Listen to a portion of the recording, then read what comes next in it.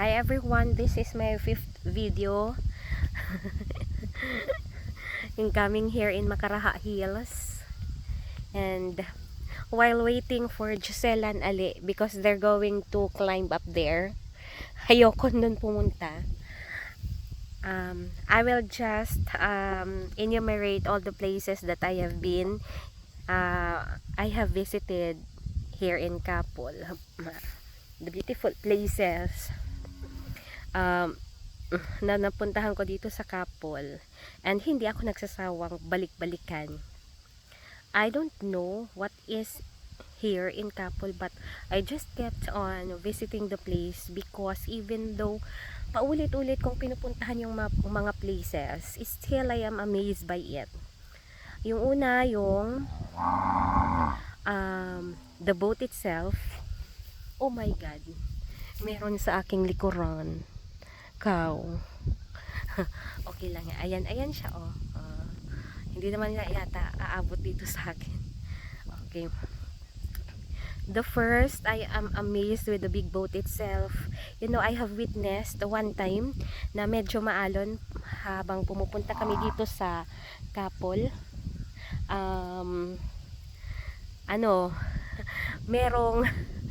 Merong mga runners, yung tinatawag nilang runners yata yun, doon sa pinaka katig. I don't know kung ano yung term ng katig. Pinaka-katig ng big boat para mabalance ba yung boat because of the waves. Tumatakbo dun yung mga crew ng big boat para ibalance yung big boat. So I am amazed by it kasi hindi sila takot na mahulog sa dagat. And then the second one is that the people, maganda dito gabi. Gabi? Ay, kay pag marami yung stars. Gabi ito, maganda. Kailangan grupo kayo kasi katakot pag kayo lang. Halimbawa, kami lang tatlo ta. Ayoko. And then, andun na sila, oh. Hala, napuntahan na nila doon yung tuktok. Hindi naman pala malayo. Andun na sila. Or nakakaingit naman. Anyway, nandito na ako sa okay na yun. So the second one, so the big boat, the people itself, they're warm and so accommodating. Just like Ate Lisa. Hi Ate Lisa, shout out unto your family. Thank you for always welcoming us and taking care of us when we are here in Kapol. Na-miss kasi Nanay Norma. And then aside from the people itself, yung mga tao talaga dito bait.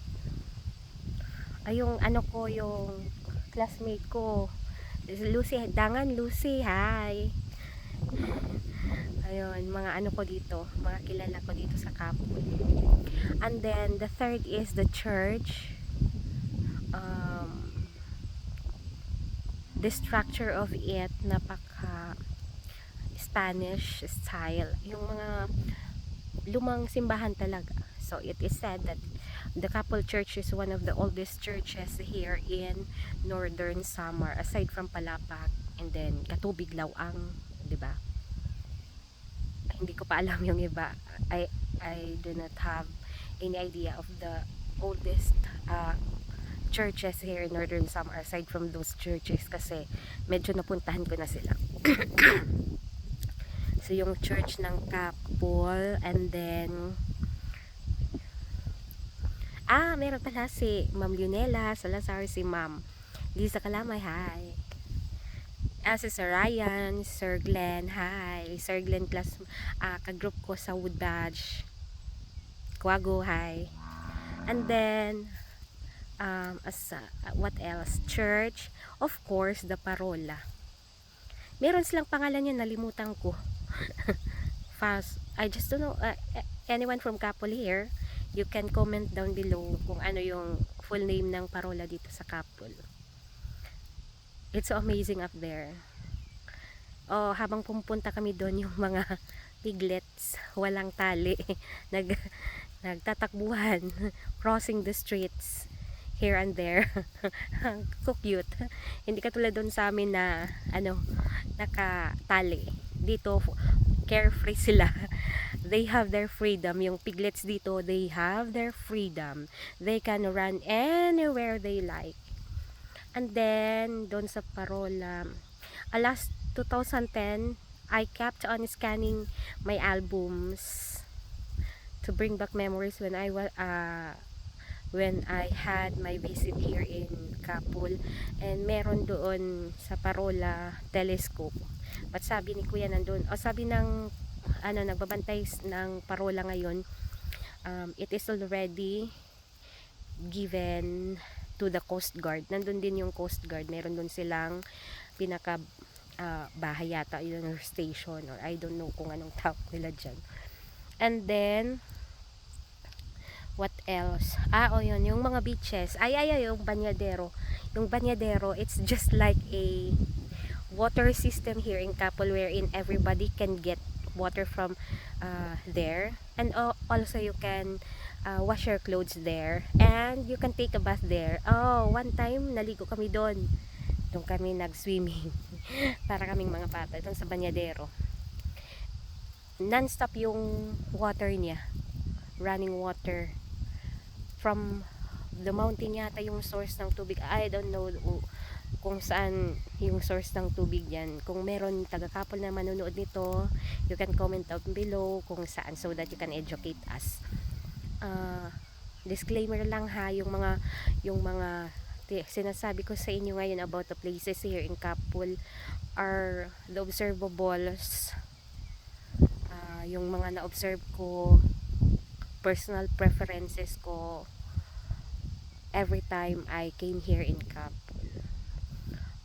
Hindi ko na mabilang kung ilang beses akong bumalik dito, but hindi ko pa napuntahan itong Makaraha, ngayon lang. And then yung Vito Cave, sana pala nung hindi pa ako na-fracture, umakyat na ako dun. Anyway, what else? Yung mga beaches, yung Abac Beach, and then yung Pinangandao Beach. Meron pa ba? Meron pa ba dito? Ayun. Wala lang, basta I love visiting Kapul always. So, ngayon biglaan lang itong namin trip. Hinila lang ako actually. And I'm thankful also for those two ladies. Okay, yan lang. Mahaba na pala. Bye!